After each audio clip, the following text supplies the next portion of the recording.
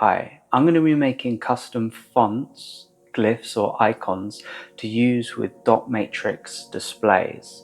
The method I'll be using is surprisingly easy. Now, there are libraries that exist that let you generate fonts that you can use in embedded projects, and the main one in use is Light and Versatile Graphics Library, LVGL. When you start having a look at it, it's very apparent that you can't just use one or two includes to get working with a font. Looking around, I eventually came across the font format BDF. The Glyph Bitmap Distribution Format by Adobe is a file format for storing bitmap fonts. This is just what you need for an embedded font, some format that has font data stored as a bitmap. I'm just going to bring up a BDF font so we can see what it looks like. Here we can see we've got metadata, and then we have the encoding for each of the glyphs in the font as bitmaps. Here we've got the plus sign, and here's the bitmap data. In this case, each row is a uint16, which represents a bit mapping. Now, obviously, we cannot use this data in a embedded project, so we're going to have to run some sort of script to change this into a format suitable to import in a C project. Here I have a fairly simple Python script which will read the BDF font, pull out the bitmap data for each of the glyphs, and then write it out into a header file. In the header file, we have compressed bitmap arrays for each of the characters.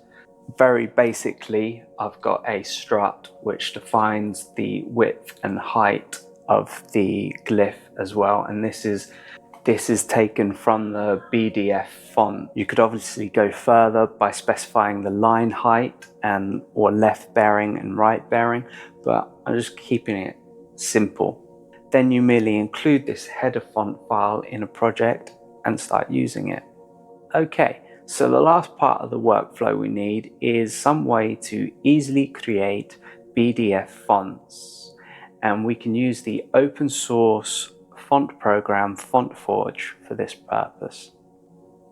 FontForge is an open source program for editing and creating fonts. You can easily install it from their website. So I'm just going to open up a system font. So here we have all of the glyphs of the font. Obviously, we do not want all of these characters in our header file because the header file will be quite sizable. What you will do is select all of the glyphs that you want, which will likely just be the ASCII set, and then go to Edit, go to Select, go to Invert Selection, and then we're going to go to Encoding, and we're going to go to Detach and Remove Glyphs. Remove, and that's going to delete all of the other glyphs. Then we're going to go to Element, and we're going to simplify. Then we're going to go to Element, and we're going to go to Bitmap Strikes Available. And here we're going to specify the pixel height. Let's do 20 pixels.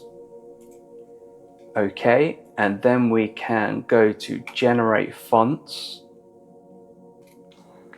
And as we selected that Bitmap Strikes Available, we have this option on the right, which is BDF.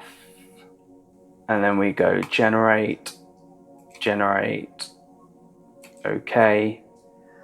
Ignore all the errors. And that's our font generated. Then we need to convert it into a header file we can use in our projects. So I will run that Python script. I have a desktop dotmatrix program. I'm going to run.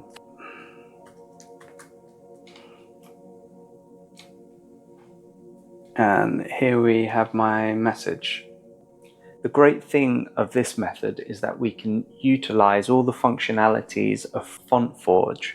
So if we browse the dead internet for an image, click on the glyph that we want to edit, go to File, Import, and just resize it and adjust it as appropriate.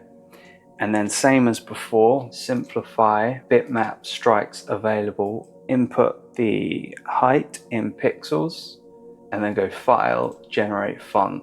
Because all we end up with is a single header file, we can easily include it and use it in embedded projects. Here I've got the Arduino IDE running and I've got a ESP32. I've included the font in my project, and then with a bitmap library I can render the compressed bitmap arrays onto a display. So I'm using the very common SSD1306 display driver. In this project, I'm just reading in serial data and then I'm printing it to a screen.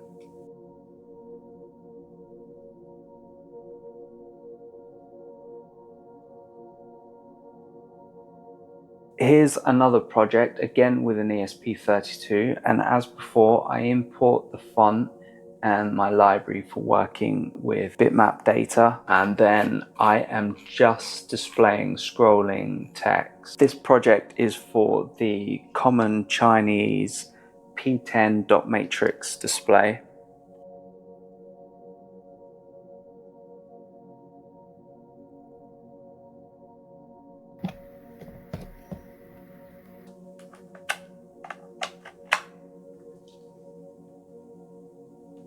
In conclusion, using FontForge to create PDF fonts and then converting that into a header include file is an easy and convenient way to create custom fonts and icons and glyphs to use in embedded projects.